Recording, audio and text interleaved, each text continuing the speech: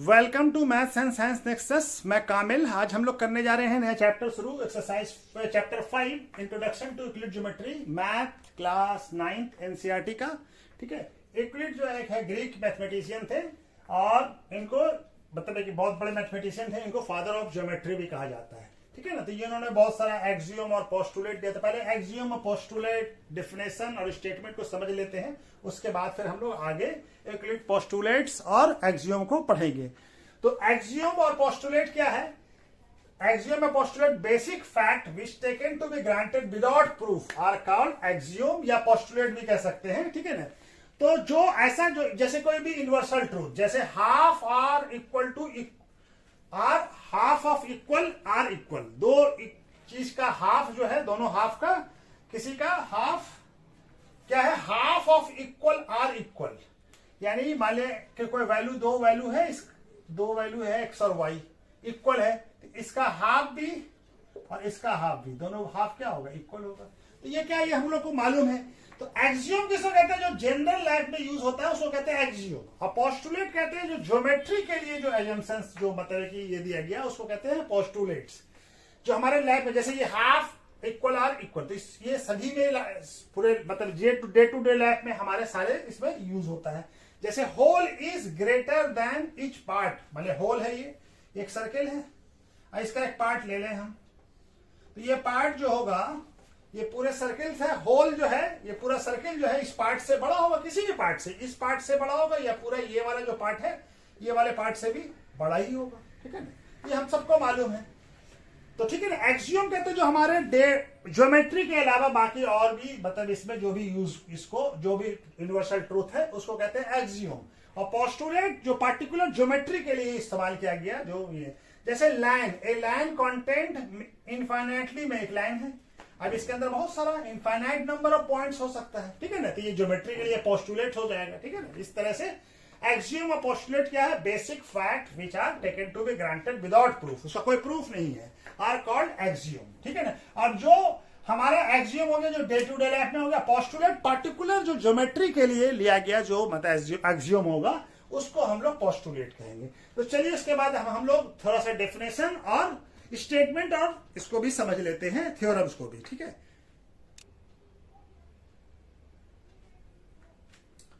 अब स्टेटमेंट किसको कहते हैं? सेंटेंस कैन बी जज टू बी ट्रू या फॉल्स आर कॉल्ड स्टेटमेंट। कोई भी सेंटेंस जिसको हम लोग जज कर सकते हैं कि ये सही है या गलत है, उसको क्या कहते हैं? स्टेटमेंट। जैसे एग्जांपल में sum of angle of a triangle is 180 degree, ये सही है स्टेटमेंट, इसको क्या कहते हैं? True statement. जैसे सम ऑफ, एक सेंटेंस है और ये ट्रू है, ये ट्रू स्टेटमेंट हो गया। Sum of angle of a quadrilateral is 180 degree, ये हमको मालूम है कि गलत है, फॉल्स स्टेटमेंट है, क्योंकि 360 डिग्री होता है, तो ये फॉल्स स्टेटमेंट हो गया। अब थ्योरम किसको कहते हैं? थ्योरम भी एक स्टेटमेंट है। ए स्टेटमेंट दैट रिक्वायर्ड, जैसे हम थ्योरम बहुत सारा पढ़ते हैं, ठीक है ना, ए statement that required a proof is called theorem. कोई ऐसा स्टेटमेंट जिसको कि प्रूफ करना पड़े, जिसको प्रूफ करना पड़े, उसको क्या कहते हैं? थ्योरम। जैसे इस्टेब्लिश द ट्रूथ, अब उस ट्रूथ को हमको प्रूफ करने के लिए जो बहुत सारी चीजों को इस्तेमाल करना पड़ेगा, उस ट्रूथ को एस्टैब्लिश करने के लिए कि वो थ्योरम में जो कहा है उसको क्या कहते हैं? उसको establishing the truth of the theorem known as a proving of theorem, यानी कि प्रूविंग ऑफ थ्योरम, उस थ्योरम को हम लोग प्रूफ करते हैं। ठीक है ना। जैसे थ्योरम हो गया sum of all angle around a point, किसी एक पॉइंट के अराउंड में जितने भी एंगल होते, पूरे एंगल का सम कितना होता है? एक पॉइंट है, यहाँ के अराउंड में सारा एंगल जो होगा इसके अराउंड में कितना होगा? 360 का। ये हमको प्रूफ कर सकते हैं हम इसको थ्योरम कहेंगे। इस स्टेटमेंट को हम प्रूफ कर सकते हैं। ठीक है। और sum of angle of a triangle, हमको भी मालूम है सारे एंगल, किसी भी ट्रायंगल के सारे एंगल का सम कितना होता है? 180 डिग्री होता है, इसको भी हम प्रूफ कर सकते हैं, तो ये थ्योरम हो गया। ऐसा स्टेटमेंट जिसको हम प्रूफ कर सके उसको क्या कर सकते हैं? थ्योरम कहते हैं। ठीक है। और थ्योरम को जो प्रूफ करने के जो उस ट्रूथ को जो थ्योरम में हम कहा है या कहा गया है उसको जो इस्टेब्लिश करने के लिए जो हम करते हैं तो उसको कहते हैं प्रूविंग ऑफ थ्योरम। ठीक है। तो चलिए कुछ हमारा स्टेटमेंट्स है जो कि जिसका कोई प्रूफ नहीं है लेकिन स्टेटमेंट्स है, वो यूक्लिड जो है उसको करते हैं तुम लोग। ठीक है। Some statements as a definition given by Euclid, जो कुछ स्टेटमेंट्स है, बहुत सारे स्टेटमेंट दिए, उसमें से कुछ स्टेटमेंट्स है जो हम लोग लिख लेते हैं। क्या कह रहा है? ये 7 स्टेटमेंट्स है। ठीक है। तो ये और भी बहुत सारा 23 स्टेटमेंट्स है। क्या कह रहे हैं? Point that has no part, कोई भी पॉइंट है इसका कोई प्रूफ नहीं है, ये स्टेटमेंट्स है, ठीक है ना। एक पॉइंट से इसका कोई पार्ट नहीं हो सकता है, ठीक है ना। पॉइंट्स को हम और फर्दर डिवाइड नहीं कर सकते हैं। A length is a breathless length, a line is a breathless, line का क्या होता है? सिर्फ लेंथ होता है, ब्रेथ नहीं होता। लाइन कैसा होगा? ब्रेथलेस, ठीक है। End of a two line are point, दो लाइन का जो एंड पॉइंट होगा वो क्या होगा? पॉइंट होगा, ठीक है। ये सारा यूनिवर्सल ट्रूथ है जिसको हम प्रूफ नहीं कर सकते, ठीक है ना, लेकिन हमको मालूम है कि ये सही है, ठीक है ना। ए स्ट्रेट लाइन, दो एंड, एक लाइन का दोनों एंड क्या होगा? दोनों एंड पॉइंट होगा। Straight line is A line which lie eventually point in itself. अब ये स्ट्रेट लाइन है तो इसके अंदर सारा जो पॉइंट्स होगा सब एक ही लाइन में होगा, एक ही जगह पे बहुत सारा पॉइंट्स होगा, इनफाइनाइट नंबर ऑफ पॉइंट्स होगा, ठीक है। तो सभी क्या होगा? Eventually with in the point itself होगा, जो उस पॉइंट जो है सब एक साथ ही एक ही लाइन में होगा, ठीक है ना। A surface that has length and breadth, कोई सरफेस होगा, सरफेस कैसा होता है? ऐसा, ठीक है ना। ये सरफेस का क्या होता है? ये लेंथ हो गया, ये ब्रेथ हो गया, या ये लेंथ हो गया, ये ब्रेथ हो गया। तो सरफेस का सिर्फ, जैसे ये सिर्फ बोर्ड है तो बोर्ड का क्या है? लेंथ और ब्रेथ है, ठीक है। एज ऑफ द सरफेस, अब ये सरफेस का जो एजेज है ये क्या है? एक स्ट्रेट लाइन है, ये भी एज है, ये भी स्ट्रेट लाइन है, एक लाइन है, और ये भी लाइन है, ये भी लाइन है। और लाइन स्ट्रेट भी हो सकता है, कर्व भी हो सकता है, ठीक है ना। तो एजेज ऑफ द सरफेस क्या है? एजेज ऑफ द सरफेस क्या है? लाइन है, ठीक है। A plane surface has is a plane surface, कोई भी प्लेन सरफेस है, ये प्लेन सरफेस, जैसे ये प्लेन सरफेस है, is a surface which lies eventually straight line. अब इसके अंदर क्या है? एक प्लेन सरफेस है तो हम क्या कर सकते हैं? बहुत सारे स्ट्रेट लाइन हम ड्रॉ कर सकते हैं, ठीक है ना। इधर से भी ड्रॉ कर सकते हैं, ठीक है। तो इवेंचुअली क्या कह रहा है? A plane surface, a surface which lies eventually straight line in itself. इसके अंदर बहुत सारा स्ट्रेट लाइन बन सकता है सरफेस के अंदर, ठीक है। तो चलिए ये स्टेटमेंट था, इसके बाद हम लोग एक्सियोम पढ़ते हैं, ठीक है। यूक्लिड एक्सियोम, यूक्लिड पोस्टुलेट्स या एक्सियोम को पढ़ने से पहले थोड़ा चीज समझ लेते हैं। पॉइंट्स किसको कहते हैं? किसी भी एग्जैक्ट लोकेशन को, जैसे एक पॉइंट हो गया, ये क्या है? पी का लोकेशन बता रहा है कि पी इस पॉइंट पे है, ठीक है ना। पॉइंट इज एग्जैक्ट लोकेशन, किसी भी चीज का हम लोग लोकेशन बताते हैं तो उसको पॉइंट से बताते हैं। लाइन सेगमेंट क्या हो गया? A straight path between two points A and B is called line segment, यानी हमको दोनों पाथ मालूम हो कि ये यहां से स्टार्ट हुआ, यहां एंड हुआ, इसको क्या कहते हैं? Line segment. इसको लिखते कैसे हैं? जैसे ये ए बी लिखा हुआ है तो ए बी पे बार, ठीक है। दोनों पॉइंट हमको मालूम है कि ए से स्टार्ट हुआ है और बी पे एंड हो रहा है, तो इसको कहते हैं लाइन सेगमेंट। और रे क्या कहते हैं? जब लाइन सेगमेंट को, किसी भी लाइन सेगमेंट को, line segment A B when extended infinitely in one direction, एक डायरेक्शन में हम इसको बढ़ा दें, इस डायरेक्शन में बढ़ा दिया तो ये क्या कहलाएगा? रे कहलाएगा, ठीक है। और रे को कैसे लिखते हैं? ए बी और रे, ऐसे एक तरफ एरो देते हैं, इधर बढ़ा दिया हम एक तरफ, ठीक है। इस तरफ, यहां से ये ए क्या है? फिक्स है, यहां से स्टार्ट हुआ और ये कहां खत्म होगा ये पता नहीं है, ठीक है। लाइन क्या कहलाता है? लाइन सेगमेंट को हम इनफाइनाइटली दोनों डायरेक्शन में बढ़ा देते हैं, ठीक है ना। Line segment A B when extended infinitely in both direction, इस डायरेक्शन में बढ़ा दिया, इस डायरेक्शन, ये कहां एंड हो रहा है हमको पता नहीं। इसको डोनेट कैसे करते हैं? इसको डोनेट करते हैं, लाइन को ए बी लिखेंगे और दोनों तरफ एरो लिखते हैं, ठीक है। तो चलिए ये बेसिक था, ये हम भी समझा दिया। अभी हम लोग पोस्टुलेट्स और एक्सियोम को पढ़ते हैं, ठीक है। चलिए, तो ये क्या है? Euclid axiom. एक्सियोम किसको कहते हैं? जो हमारे जनरल लाइफ में भी यूज होता है उसे चीजों को एक्सियोम कहते हैं। जो पोस्टुलेट जो पार्टिकुलर ज्योमेट्री के लिए इस्तेमाल हो, ऐसा स्टेटमेंट जो कि यूनिवर्सल ट्रूथ हो, जो माने मालूम है हमको कि ट्रू है, तो ऐसे को पोस्टुलेट कहते हैं। हाँ, जो जनरल लाइफ में भी हर एक ज्योमेट्री के अलावा भी दूसरी जगह इस्तेमाल होता है, ज्योमेट्री में भी इस्तेमाल हो सकता है, उसको कहते हैं एक्सियोम। तो यूक्लिड एक्सियोम है, 7 एक्सियोम है। क्या कह रहा है? Things which are equal to same things are equal to equal to one another, यानी कि दो चीज है, दो अलग अलग चीज है, एक्स जो है वाई के बराबर है और वाई जो है वो जेड के बराबर है, ठीक है ना। Things which is equal to same thing. अब ये देखिए, एक्स भी वाई के बराबर है और वाई भी, जेड भी वाई के बराबर है, तो हमारा क्या हो जाएगा? एक्स इक्वल टू क्या हो जाएगा? जेड हो जाएगा। Things which is equal to same thing, X Y के बराबर और जेड वाई के बराबर, तो सेम थिंग के बराबर है तो दो, तो इक्वल टू वन अदर, यानी एक्स और वाई, जेड भी, जेड और एक्स भी बराबर हो जाएगा, ठीक है ना। तो ये हमारा, ये हमको भी मालूम है, सभी को मालूम है कि दो चीज अगर बराबर है तीसरे के, तो दो, एक चीज दूसरे के बराबर है, दूसरा तीसरे के बराबर है, तो पहला और दूसरा एक दूसरे के बराबर हो जाएगा, ठीक है ना। If equal are added to the equal, whole are equal, माने दो चीज है, जैसे मान लिया कि 5 लिया और यहाँ पे 5, ये दोनों बराबर है।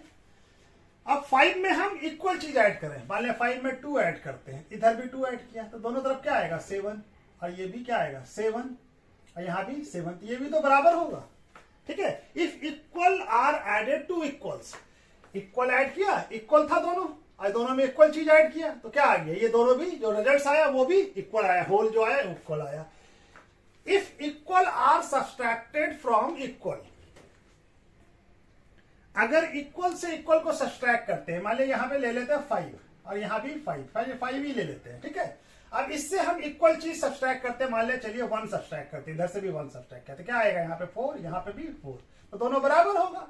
If equal are subtracted from equal, अब दोनों तरफ इक्वल सब्सट्रैक्ट किया, देन रिमाइंडर आर इक्वल, तो देखिए रिमाइंडर क्या आ गया 4 और 4 दोनों बराबर है।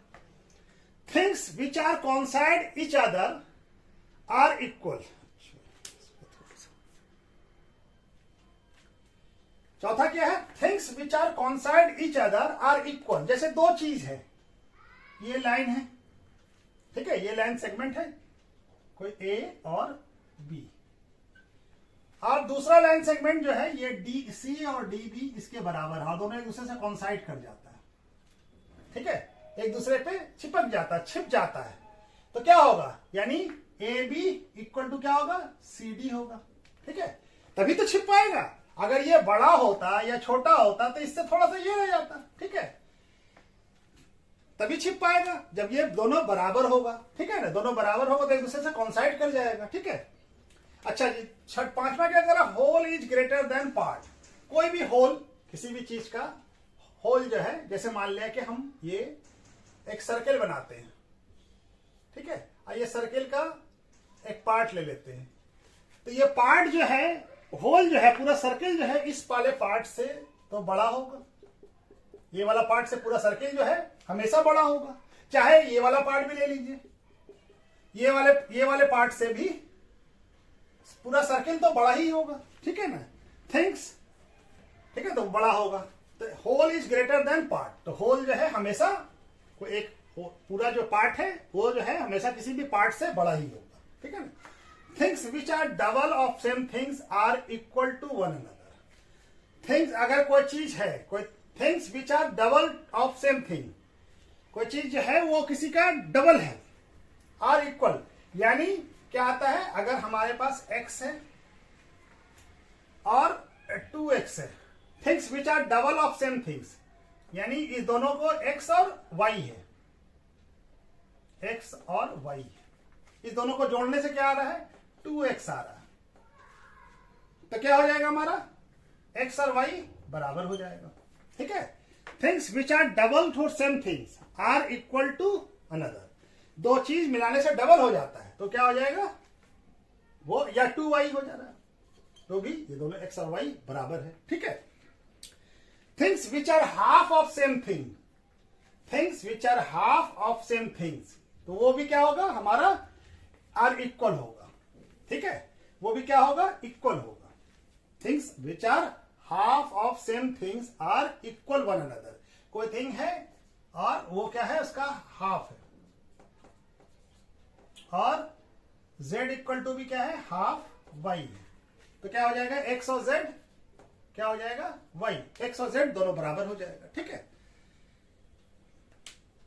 तो चलिए ये हो गया हमारा। ठीक है, अब हम लोग एक्सियोम पढ़ लेते हैं, पोस्टुलेट पढ़ लेते हैं इसके। यूक्लिड का पोस्टुलेट्स 5 पोस्टुलेट्स है, क्या क्या है, पहला क्या है, स्ट्रेट लाइन में be drawn from any one point two another point, दो पॉइंट है, इस दो पॉइंट के बीच में हम लोग एक स्ट्रेट लाइन ड्रॉ कर सकते हैं। ठीक है, दो पॉइंट है, ये ए है ये बी है, इस दोनों के बीच में हम लोग एक स्ट्रेट लाइन ड्रॉ कर सकते हैं। एक टर्मिनेटेड लाइन कैसे कहते हैं, जिसका दोनों पॉइंट्स हमको डिफाइन हो, यानी ये लाइन जो है टर्मिनेटेड है। A terminated line can produce infinitely, तो सही बात है, इसको हम ए और बी को इनफाइनाइटली प्रोड्यूस कर सकते हैं। ठीक है, दोनों तरफ प्रोड्यूस कर सकते हैं। A circle can be drawn any radius and any centre any radius, कोई भी सर्किल है, ये रेडियस है, ये सेंटर है, ये रेडियस है, उसी तरह से और सर्किल दूसरा है, ये बना लें। इस तरह से हम किसी भी सर्किल को ड्रॉ, कोई भी सर्किल ड्रॉ कर सकते हैं किसी भी रेडियस का। ठीक है, अच्छा, इसके बाद क्या कहता है, all right angle are equal to one other. Right angle किसको कहते हैं, जो 90 डिग्री हो। तो ये है हमारा 90 डिग्री। तो हर एक 90 डिग्री का जो एंगल होगा, ये जैसे ये भी बन गया, ये भी 90, तो ये दोनों, ये 90 डिग्री का एंगल है, ये 90 डिग्री है, तो ये दोनों राइट एंगल 90 डिग्री का होता है। तो दोनों एंगल क्या होगा, बराबर होगा। All right angle are equal to each other, तो ये दोनों बराबर होगा। ठीक है। अच्छा, पांचवा थोड़ा समझाना पड़ेगा। पांचवा पोस्टुलेट थोड़ा हम इसको मिटा देते हैं, क्योंकि यहाँ पे बनाना पड़ेगा। हाँ, फिफ्थ पोस्टुलेट क्या कह रहा है, if straight line following on a two straight line make a interior angle on a same side of taken to be less than two right angle. क्या कह रहा है, दो स्ट्रेट लाइन, दो स्ट्रेट लाइन लीजिए और उस पर एक तीसरा स्ट्रेट लाइन अगर फॉल कर रहा है और उसके साथ इंटीरियर एंगल, यानी कि अगर मान लें ये वाला एंगल और ये वाला एंगल, या ये वाला एंगल ये वाला एंगल, अगर कोई स्ट्रेट लाइन है same side of a taken, दोनों साइड, दोनों का इंटीरियर एंगल सेम साइड का लेना है, इधर का तो ये लेना है, ये लेना है तो ये लेना है। टेकन टू बी, अगर less than two right angle है, अगर ये दोनों एंगल मान लिया कि less than two right angle है, then two straight line is produce infinitely, यानी दोनों स्ट्रेट लाइन को अगर मान लीजिए ये दोनों साइड लेस देन 90 डिग्री दिख रहा है, तो ये क्या होगा, इसको अगर हम प्रोड्यूस करेंगे इनफाइनाइटली, तो ये दोनों लाइन जो है infinitely meet one side which is the right angle is less than two right angle. इधर का अगर हमारा ये लेस देन 180 डिग्री है, तब हमारा क्या होगा, ये angle sum two right angle से, टू राइट एंगल मतलब 90 प्लस 90 कितना हो जाएगा, 180 डिग्री। तो टू राइट एंगल यानी कि 180 डिग्री से अगर कम है, तो इस लाइन को अगर हम इनफाइनाइटली प्रोड्यूस करेंगे, तो ये दोनों लाइन कहीं पे जाके हमारा मीट कर जाएगा। मीट वन साइड, जहां पे कुछ साइड से मीट करेगा, जिस साइड का जो इंटीरियर एंगल का सम जो है टू राइट एंगल से कम होगा, तो इस साइड का एंगल ये साइड किसको प्रोड्यूस करेंगे, तो ये कहीं ना कहीं पे मीट कर जाएगा ये दोनों लाइन। ठीक है, इस साइड का लाइन ये नहीं मीट करेगा, ये दोनों कहीं पे मीट कर जाएगा। ठीक है, तो यही ये कह रहा है 5 पोस्टुलेट। चलिए, इंट्रोडक्शन खत्म हो गया। इसके बाद हम लोग ये करते हैं एक्सरसाइज।